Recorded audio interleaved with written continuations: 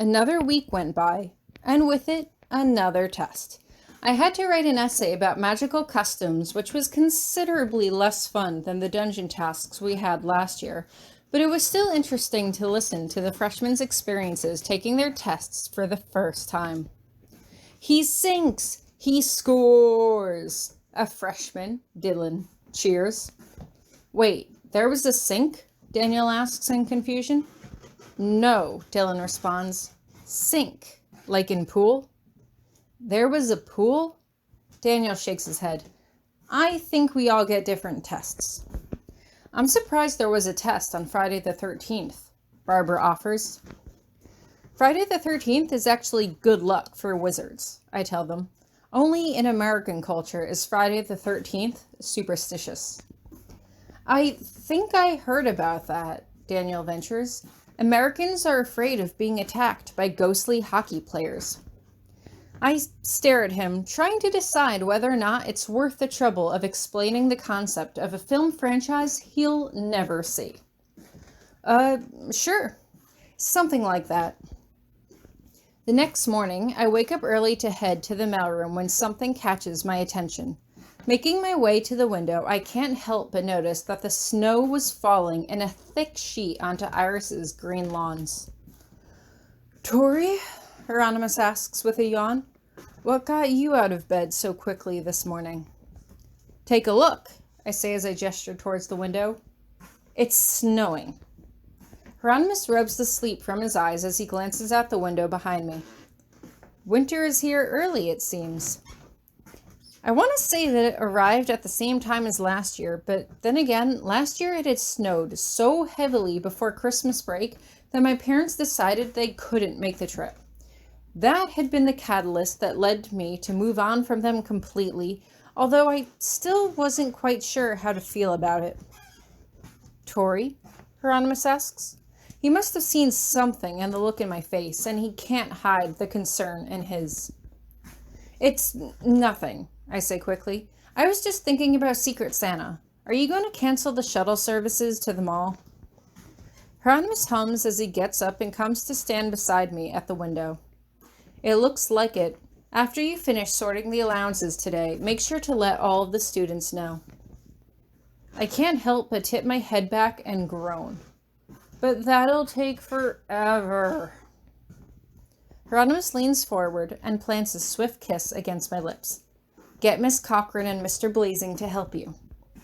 What am I even supposed to say? I ask him as I pretend to knock on a student's door. It is my duty to inform you that the mall shuttle service is currently suspended due to inclement weather. Grabiner's orders. You are free to say whatever you wish, Hieronymous replies curtly, just as long as the students know that the shuttle is canceled today. Fine, I say with a sigh. Maybe we can organize a giant snowball fight in the quad instead. Hieronymous just sighs. Tori, get dressed or I am going to teleport there without you. Why don't we walk there? I ask. You know I like to kiss you when your lips are ice cold, especially when I'm nice and warm. It feels nice. Then you are free to walk, Hieronymous says pointedly. I am not going to risk my death from the chill, thank you very much. Oh, but you'd... I let my voice trail off. I meant to say, oh, but you'd let me die? But considering what happened last year, that wasn't funny. That would never be funny.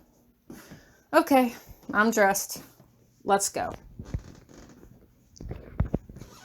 As most of the upperclassmen had come to expect, Potsdam once again canceled classes on Monday to host what, by now, seemed like the annual tradition of making cards for each other in the gymnasium. Since Daniel was the freshman class president, at least partially, I head over to his dorm room to let him know. I head into Wolf Hall and knock twice, rapping my knuckles against the firm wood.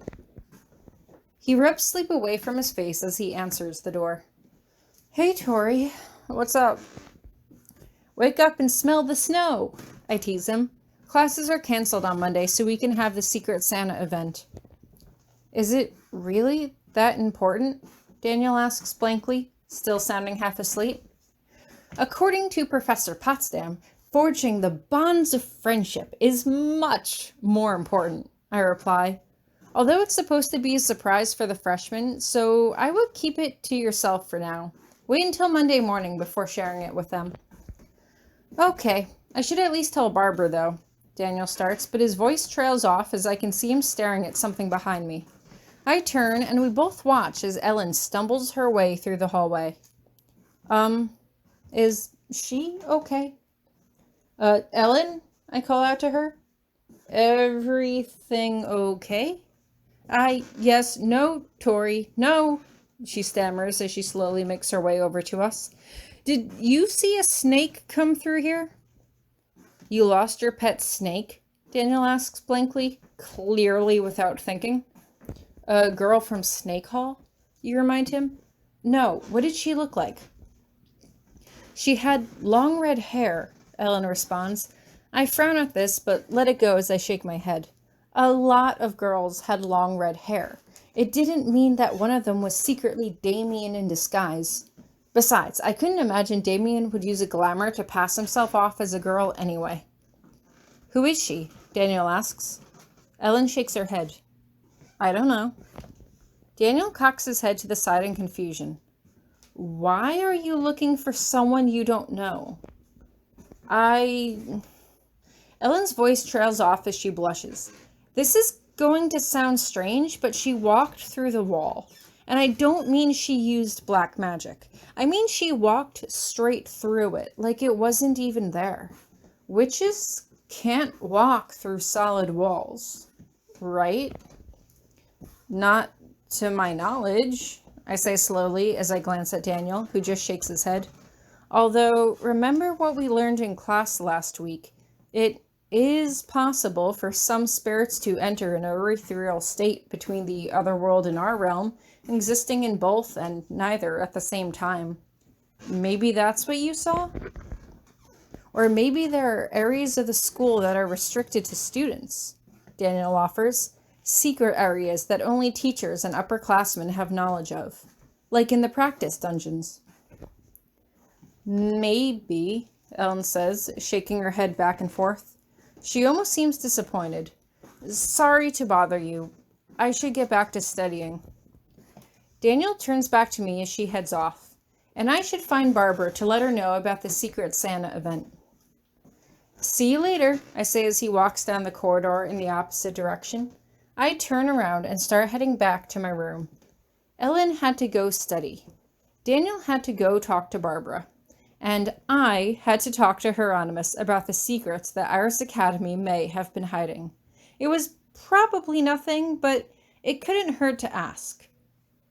Just in case.